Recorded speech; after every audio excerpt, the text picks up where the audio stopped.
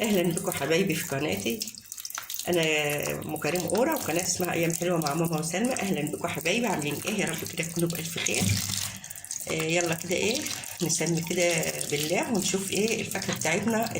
طبعا انتوا عارفين الفاكهه رخيصه اليومين دول.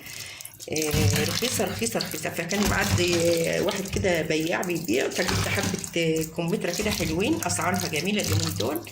احلى حاجه في المواسم في الفاكهه ان انت تجيبي في الموسم بتاعها، تكتري تاكلي اي فاكهه تطلع في الموسم بتاعها تجيبي منها.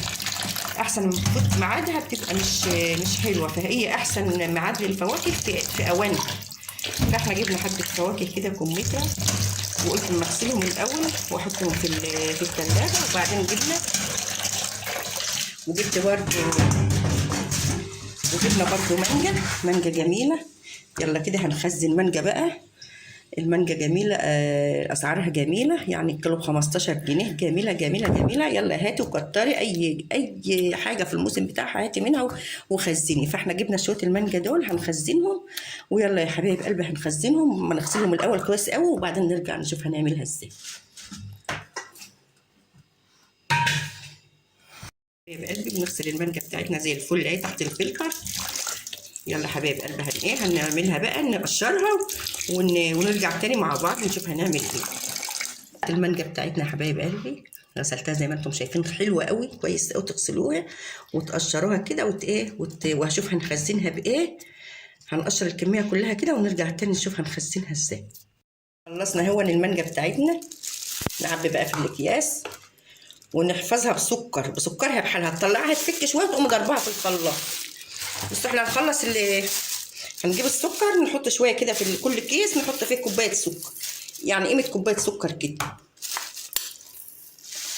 مع المانجا. يبقى تطلع الكيس يفك شويه، يبقى فيه السكر في كل حاجه زي الفراوله بالظبط. انا برضو بخزن الفراوله بالسكر، بخزنها بالسكر بتاعها. باي عصير بعمله بحط معاه السكر. خلاص يا حبايب قلب، المانجا بتاعتنا اصلا مسكره وجميل. هنحط فيها بقى السكر بتاعها كده، نحط لها شويه بس، كمان نحط شويه بس كده. ونربط بقى الايه، نحاول نعمل كده الكيس، نعمل العصير مع السكر كده ونعين بقى نخزن.